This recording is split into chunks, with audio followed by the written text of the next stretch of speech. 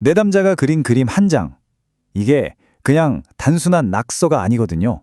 그 사람의 마음을 아주 속속들이 보여주는 풍부한 지도, 말하자면 종이 위의 소우주라고 할 수 있죠. 바로 이 구조적인 분석과 창조적인 흐름, 이 두 가지를 같이 보는 데 있습니다. 서양 심리학이 가진 아주 정밀한 분석들하고요. 동양 철학에서 중요하게 생각하는 어떤 기운이나 흐름에 대한 관점이 딱 만나는 거죠. 이렇게 해야 내면을 훨씬 더 깊고 입체적으로 이해할 수 있게 됩니다. 그래서 말이죠. 집단 무의식의 에너지까지 함께 보는 거죠. 자, 오늘 우리가 그림 속 마음을 탐험할 여정은 크게 5단계로 이루어집니다.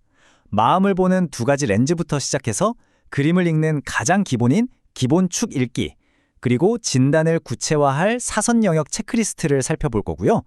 그 다음엔 선과 색으로 감정의 결을 더하고 마지막으로 이 모든 걸 종합하는 통합적 해석의 원칙으로 마무리할게요.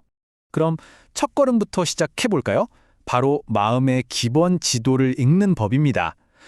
서양의 공간 분석에서 가장 기초가 되는 틀, 그림발트의 도식이라는 걸 통해 그림 속 공간이 각각 어떤 의미를 갖는지 한번 파악해보겠습니다. 자, 이 지도를 한번 보세요. 가로축은 시간과 관계의 축이에요. 왼쪽은 어머니, 과거, 내면 세계를 뜻하고요. 오른쪽은 아버지, 미래, 그리고 바깥 세상과의 관계를 나타내죠. 그럼 세로축은 뭘까요? 이건 의식의 축입니다. 위쪽은 우리가 아는 의식, 이상 같은 것들이고 아래쪽은 저 깊은 곳의 무의식과 본능을 상징해요.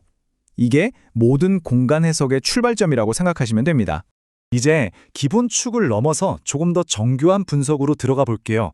여기 이 사각형의 대각선을 쫙 그어서 공간을 5개 핵심 영역으로 나누면 훨씬 더 섬세하고 복합적인 심리를 읽어낼 수가 있어요. 이게 바로 실제 진단에서 아주 유용한 사선 영역 체크리스트입니다. 자, 첫 번째 영역, 좌측 상단입니다. 여길 보통 수동성의 영역이라고 불러요. 만약 내담자의 그림에서 중요한 요소들이 이 공간에 몰려있다.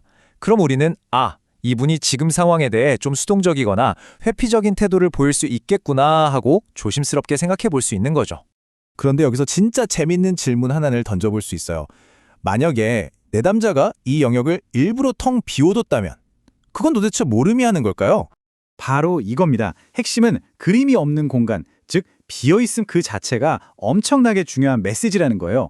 내담자가 특정 영역을 의도적으로 피하는 행동은요, 오히려 그 공간이 상징하는 주제에 대해 내면의 갈등이 크다는 걸 더 강렬하게 보여주는 단서가 될 수 있다는 거죠. 좌측 상단과 정반대 의미를 가진 곳이 바로 이 우측 상단입니다. 여긴 미래를 향한 행동, 낙관주의를 위한 공간이에요. 여기에 그려진 활짝 든 해라든지 싹 트는 식물 같은 것들은 내담자의 적극성, 희망, 그리고 미래를 향한 긍정적인 에너지를 그대로 보여주는 겁니다. 이제 아래로 한번 내려와 볼까요? 좌측 하단. 이 공간은 뿌리와 근원에 대한 영역입니다. 내담자의 아주 어릴 적 경험, 존재의 시작점과 깊은 관련이 있는 곳이죠. 때로는 아직 해결되지 않은 과거로 자꾸 돌아가려는 어떤 퇴행적인 경향을 암시하기도 합니다. 마지막으로 우측 하단. 여긴 원초적인 본능, 무의식적인 충동이 막 분출되는 공간이라고 볼 수 있어요. 그래서 이 영역의 그림들은 때때로 억눌려 있던 분노나 불안, 심지어 자기 파괴적인 충동 같은 좀 다루기 힘든 감정들을 담고 있을 수 있어서 아주 주의 깊게 살펴봐야 하는 곳입니다. 그리고 이 모든 영역의 중심점, 바로 중앙이죠. 여긴 현재를 나타내는 닷과 같은 곳이에요. 내담자의 현재 자아 안정성이 어떤지, 지금 여기에 얼마나 단단하게 발을 딛고 서 있는지를 보여주죠. 예를 들어 영화 인사이드 아웃에서 주인공 라일리가 낯선 환경에 적응하면서 겪는 혼란 같은 건 이 중앙 영역에 그려진 흔들리는 집으로 표현될 수 있을 거예요. 그런데요, 공간의 위치만 가지고는 전체 이야기를 다 알 수가 없어요. 이제 그림에 감정의 색깔을 입히는 단서들, 바로 선의 질감과 색깔의 선택이 어떻게 내면의 목소리를 훨씬 더 풍부하게 들려주는지 한번 알아보겠습니다. 선의 종류만 봐도 정말 많은 걸 알 수 있어요. 여기 보시면 왼쪽처럼 떨리는 선은 불안이나 낮은 자존감을 드러내고요.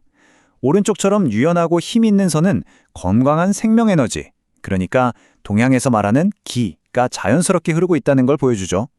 차이가 극명하죠.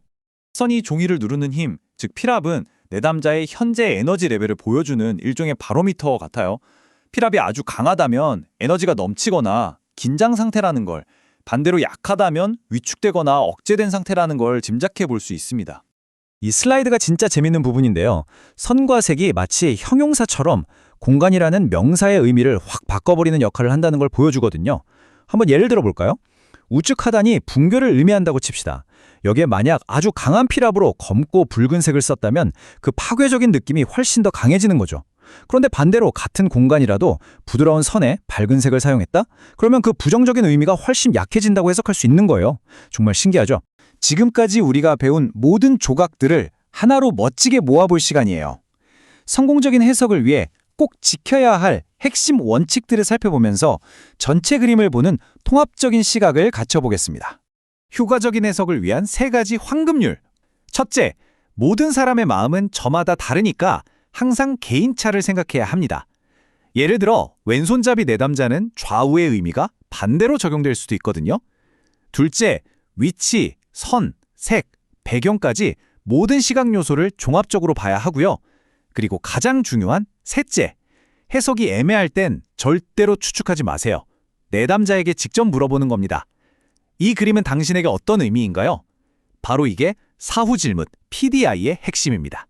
이 마지막 모델이 우리가 가야 할 길을 명확하게 보여주고 있어요. 공간, 선, 색, 상징, 이 모든 요소가 조화롭게 하나로 합쳐질 때 서양 심리학의 목표인 개성화와 동양 철학의 도가 만나면서 진짜 치유의 길이 열리는 겁니다.